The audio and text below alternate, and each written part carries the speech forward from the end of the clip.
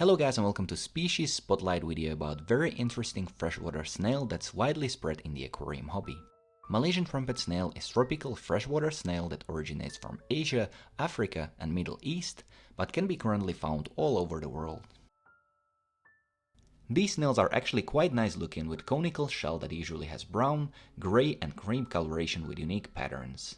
They are most active during the night and spend majority of the day buried under the substrate, what may be super beneficial for aquarists that do not really want to see snails all over their aquariums during the day. They are also hardy as snails and won't require any special care. Now this may be both benefit but also shortcoming for aquarists that do not really want them and got them into the aquarium by accident. Getting rid of them may be quite difficult, but if you decide you want these snails in your aquarium, they may be quite beneficial. Their diet consists of basically anything you do not really want in your aquarium. The main food source for them is algae, plant detritus, dead fish, and tons of other things they can find in the aquarium. With healthy population of Malaysian trumpet snails, you do not have to worry about ammonia spikes, as they will clean basically everything that falls to the bottom of your fish tank. Malaysian trumpet snails have lifespan around approximately 1 year, and unlike many other snail species, they are actually life bearers giving birth to live baby snails. Male and female will mate to produce offspring, and females can give birth to as many as 70 snails. They grow really quickly and reach sexual maturity already in the second month of the life, what causes them to reproduce really quickly and often. Now if this is not under control, it may lead to overpopulation, and therefore to avoid it, make sure there is not too much leftover food in your aquarium, or choose other ways of controlling the amount of these snails, like for example manual removal, or a great way is also introducing assassin snails. Even though Malaysian trumpet snails may be both pet and pest in your aquarium, it definitely makes sense keeping them. They will keep your aquarium clean and you won't really see them that much during the time when your aquarium lights are on. I keep them for several years and I can only recommend them if you do not mind having snails in your aquarium. Ramshorn snails can be a very useful asset in your fish tank. They'll remove any uneaten fish food, debris, detritus and also soft algae. They'll also remove dead parts of plants, and their big advantage is that they won't eat live and healthy plants. They'll also eat dead fish, snails or shrimp, but to avoid ammonia spikes and other water quality issues, I would definitely recommend to remove them from the tank immediately when you first observe them.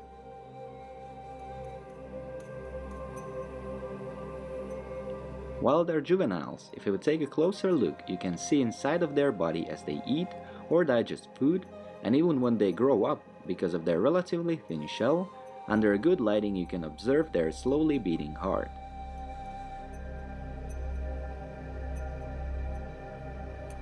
You can also find many color variations of this snail like red, blue or pink, and especially blue and pink variations usually tend to be more expensive. But before buying them, try to ask around your local fish club or other hobbyists, because most likely you'll find a person who will be very happy to give you some of them. However, if you decide to buy them, healthy snails will most likely be seen moving or eating around the tank, and try to avoid snails that are motionless lying on the bottom or those that are floating and are not stuck to some kind of surface.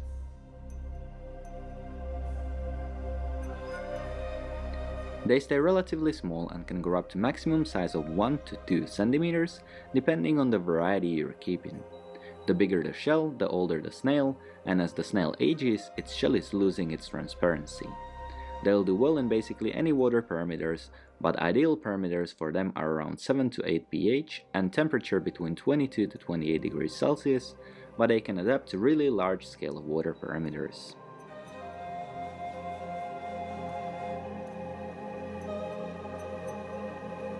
Important supplement to their diet is also calcium, and I need to provide enough for them in a tank, otherwise they may have a bit slower growth rate, and their shell would not grow as thick and may even have some cracks. Their lifespan is approximately 1 year, but under the right conditions it may be longer.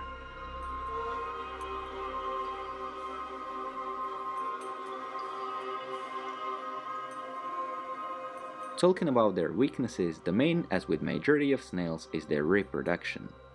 If they have enough food and good conditions, they'll reproduce crazily fast. We're talking from 10 snails, maybe a couple of hundreds in 2 months easily.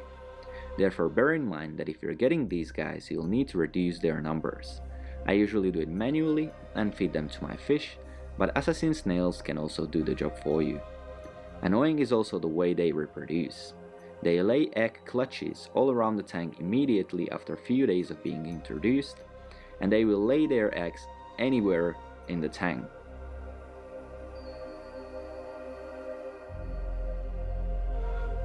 They have very peaceful nature and get along with basically any tank mates and other snails or shrimp.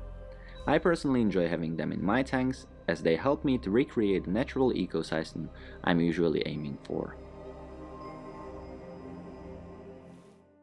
The assassin snail is a very popular snail in the aquarium hobby because it's feeding on another species of freshwater pest snails, and that way they're either keeping their population under control, or with large number of assassin snails they can even remove pest snails from the aquarium entirely.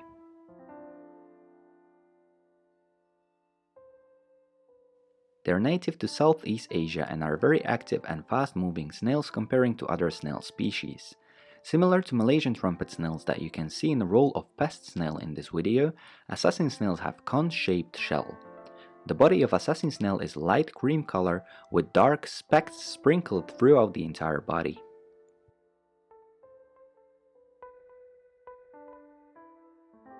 As long as there is plenty of food in the aquarium, usually consisting other species of pest snails, assassin snail care is not difficult at all. When thinking about water parameters, as long as the parameters will be stable, this snail will get used to them without any problems. However, the ideal parameters would be somewhere between 7 to 8 pH, temperature between 21 to 28 degrees Celsius, what's around 70 to 82 degrees Fahrenheit, and the hardness should be on the hard side. Usually lifespan of this snail would be around 2 years, however, with good conditions in the aquarium it may be much longer. Talking about their diet, assassin snails are carnivores. They usually bury themselves into the substrate and wait for something to come across. However, especially in the aquariums, they can be also seen moving around the tank and hunting their prey. They are known to feed on mostly Ramshorn snails, Malaysian trumpet snails, or pond snails, what's perfect for many aquarists who brought these pest snails over accidentally with, for example, plants.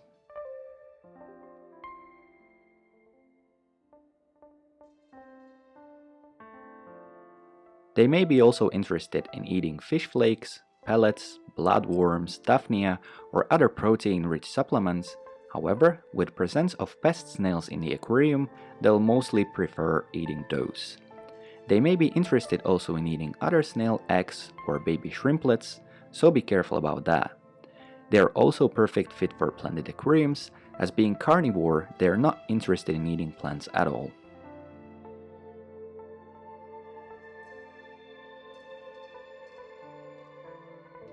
Breeding of assassin snail is really interesting as well. Mature assassin snails will lay eggs, however, they'll lay only one egg at a time. The eggs are yellowish and will turn light brown as the egg matures. It takes 2 months for them to hatch to baby assassin snails, therefore they are known that will most likely not overrun the aquarium at all, as they reproduce much slower than other snail species. In case that you're interested in breeding snails for profit, this is also one of the reasons why you can possibly sell this snail for much more than any other pest snail.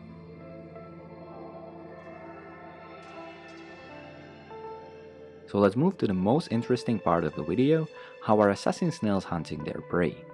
The long tube coming from the front of the snail is called siphon, and many aquarists falsely think that assassin snails are feeding with it. It's used by snail for respiration and also to detect and locate its prey.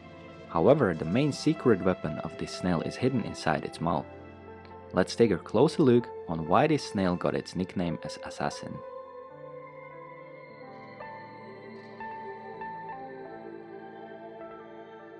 Using the siphon, assassin snail will locate the prey and capture it with its really strong and muscular foot, so it cannot escape. Once the prey is captured, assassin snail will find the opening of the pest snail's shell and prepare its secret weapon.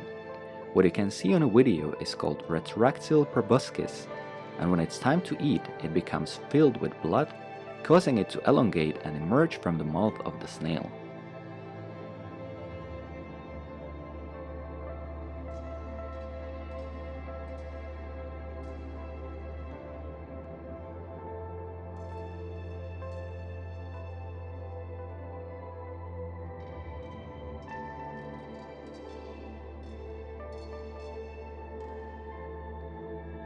At the end of proboscis is a little tongue called radula that even have tiny teeth helping the snail to tear off small bits of its prey.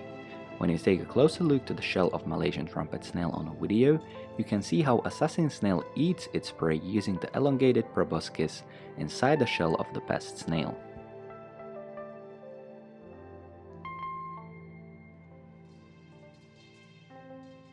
And that's not even all. Another facts making them so cruel predator are that they eat their prey alive without using any venom to poison it. Also, in case that they're really hungry, they can attack in groups and can attack much larger prey than themselves, like for example adult mystery snail. Also, even when they're super hungry, they'll not attack each other or eggs of its own kind. All these facts are making assassin snail well-known predator, and this snail well deserves its nickname Aquarium Assassin.